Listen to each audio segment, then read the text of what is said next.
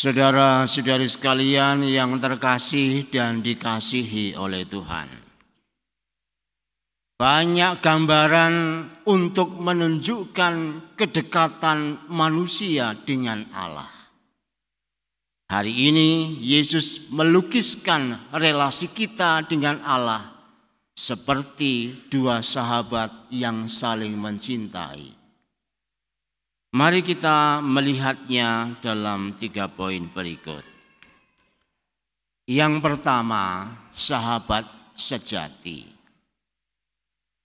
Apa itu persahabatan? Persahabatan adalah suatu relasi yang melibatkan pengetahuan, penghargaan, afeksi, dan perasaan. Pengetahuan karena Tuhan tahu kita manusia ciptaan, namun Ia tidak menganggap kita sebagai hamba. Malahan segala sesuatu dinyatakan bagi kita. Penghargaan. Tuhan membela kita sampai rela mengorbankan nyawanya demi keselamatan kita. Melibatkan afeksi, karena Tuhan menjadi manusia untuk merasakan seluruh pergumulan hidup kita. Dan dalam perasaan, meski dosa kita banyak, namun Tuhan melimpahkan rahmat-Nya secara berlimpah. Itulah persahabatan yang menyertakan seluruh jiwa dan raga bagi sahabatnya.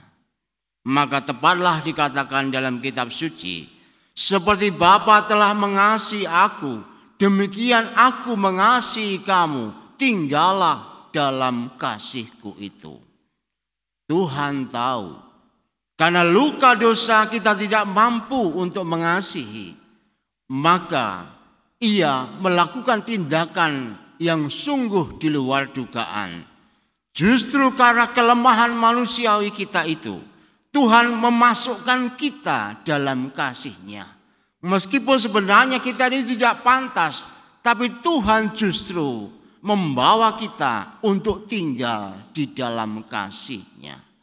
Disinilah Yesus menganggap kita bukan sahabat biasa, tetapi sahabat yang istimewa.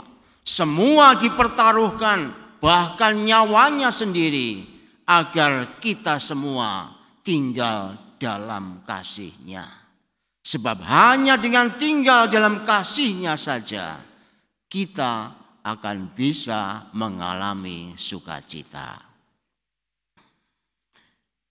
Yang kedua, saling mencintai.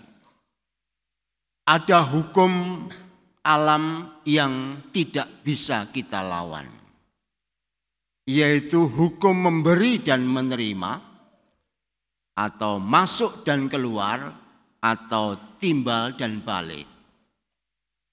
Saya memberi beberapa contoh untuk memperjelas poin ini. Ketika kita memasukkan makanan dan minuman melalui mulut, pasti ada yang dikeluarkan lewat saluran. Kalau tidak, kita akan sembelit dan masuk rumah sakit. Itu contoh pertama. Contoh kedua, kalau nafas Anda menarik oksigen dari luar tubuh Anda, pasti kemudian akan Anda keluarkan meskipun itu berupa karbon. Kalau tidak dikeluarkan, Anda pasti mati. Kalau tidak percaya, silakan tutup hidung Anda mulai sekarang sampai selesai misa.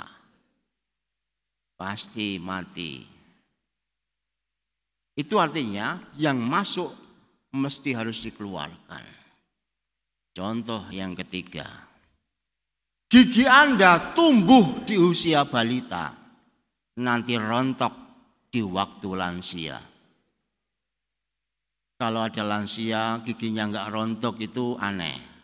Karena memang itu hukum alamnya. Supaya Anda menjadi orang yang lembut, baik itu makanannya maupun perasaannya. Coba kalau sampai umur 90 giginya masih gagah perkasa itu ya, semua digigit itu. Bahkan tulang-tulang diremukkan semua. Dan kemudian sebaliknya, perut Anda pasti tidak akan tahan. Maka inilah yang terjadi dalam hukum alam yang tidak bisa dilawan. Dan dalam alur hukum alam seperti ini, tepatlah yang dikatakan Tuhan hari ini. Inilah perintahku, yaitu supaya kamu saling mengasihi seperti aku telah mengasihi kamu. Kita hidup dengan menerima cinta dari Allah. Dan kalau cinta itu tidak pernah dikeluarkan untuk sesama, maka pada hakikatnya kita mati. Cinta yang tak pernah dibagi untuk sesama adalah sakit dan kemudian meninggal. Hanya dengan membagi cinta, maka kita akan hidup. Tanpa membagi cinta, sebenarnya kita mati.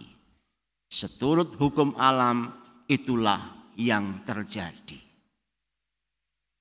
Maka di sini ada anak-anak yang baju merah itu ya. Mereka kan anak-anak asak itu kelihatannya ya. Benar kan? Nah, kepada mereka lah nanti akan berbagi, misalnya begitu. Dan itu memang jelas, kalau tanpa pembagian itu diteruskan, hati-hati sembelit dan mati. Mati ketumpuan uang Anda itu nanti. Yang ketiga, memuliakan Bapa. Dalam realitas kita ini adalah orang-orang yang susah mengasihi. Tuhan tahu akan hal itu.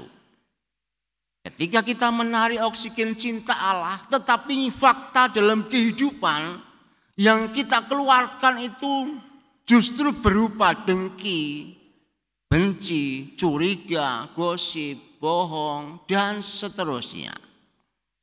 Rasul Paulus sudah mengatakan dalam suratnya kepada jemaat di Roma bab 7. Ketika kita ini ingin berbuat baik, justru yang jahat yang muncul. Saat kita ini ingin mengampuni, baru melihat wajahnya aja kita sudah benci. Manakala kita ini ingin setia dalam doa, justru kemalasan yang ada. Dari rumah kita juga semangat untuk mengabdi Tuhan dalam doa dan ekaristi, sampai di sini nggak tahan untuk buka HP. Bisa terjadi seperti itu. Itulah kelemahan-kelemahan yang terjadi. Padahal Tuhan tadi mengatakan, aku telah menetapkan kamu supaya kamu pergi dan menghasilkan buah. Kalau faktanya ternyata buah hidup kita itu kecut, mau diapakan lagi selain ditebang dan dibakar? Disinilah kemudian kita melihat Allah yang mengasihi muncul dalam kehidupan kita. Dia menyebutnya sebagai sahabat sejati yang tahu benar akan kesulitan-kesulitan kita ini. Maka Yesus memerintahkan agar kita meminta kepada Bapa di dalam namanya. Dan Dia menjamin permintaan kita itu akan dikabulkan. Sebab Yesus pergi kepada Bapa agar Roh Kudus dicurahkan. Dialah yang akan menyertai dan membimbing kita kepada seluruh kebenaran. Dalam Roh Kudus itu, kita yang lemah akan dikuatkan untuk bisa tinggal dalam kasih Allah, mampu mencintai dan hidup dalam sukacita ilahi. Inilah cara memuliakan Allah secara otentik, menerima sesuatu yang indah dari Allah yaitu cintanya, dan dimampukan oleh kuasa Roh Kudus membagikan itu semua supaya Allah itu dimuliakan. Dari situ Orang lain akan melihat perbuatan cinta kita, buah-buah cinta kita, dan memuliakan Allah di surga. Oleh karena itu, saran saya sebagai saran terakhir dalam khotbah ini adalah nanti hari Kamis adalah hari kenaikan Tuhan. Setelah itu selama 9 hari kita diminta atau kita disarankan oleh gereja meminta Roh Kudus dalam novena Roh Kudus. Dalam pengalaman tahun-tahun, meskipun saya ini baru 1 tahun, tapi melihat fakta tanya-tanya sebelumnya juga sama. Orang-orang MKK itu rupanya anti Roh Kudus. Buktinya apa? Novena Roh Kudus gak pernah datang. Kalau misa, apalagi kalau misa jam 7:30, tahun lalu itu jumlahnya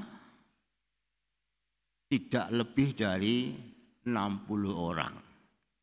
Padahal umat MKK itu adalah 12.631 jiwa. Jadi berapa persennya itu? 0, itu ya. Saya kira 0,%. Saya khawatirnya begini. Ini apakah sudah terlalu kepenuhan Roh Kudus sehingga muntah-muntah Roh Kudus, ataukah memang enggak tahu Roh Kudus? Nah, ini disarankan oleh gereja, mari kita mohon Roh Kudus. Supaya apa? Supaya kita ini bisa tinggal dalam kasih Allah. Dan kemudian mewujud nyatakan cinta Allah itu dalam hidup kita. Kalau enggak, yang benci akan terus semakin dendam. Yang malas akan semakin menjadi anti dan seterusnya. Hanya dengan dorongan Roh Kudus kita akan bisa.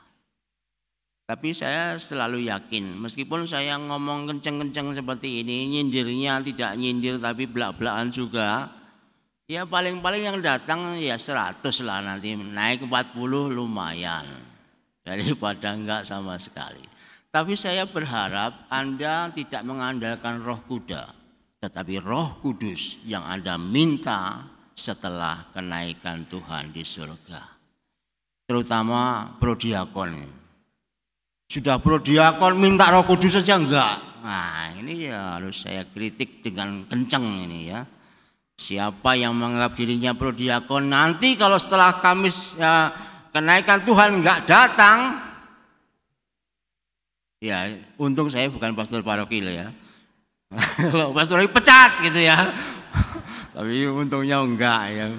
Ada yang malah bilang, ya, syukur kalau dipecat. Ada yang, loh itu Roh Kudus kok malah syukur. Ya itu kan harusnya enggak ya. Pokoknya siapa yang menyatakan diri murid-murid Tuhan harus meminta Roh Kudus. Saya berharap setiap novena itu gereja ini penuh. Ya moga-moga harapan saya bukan harapan yang kosong. Tuhan memberkati.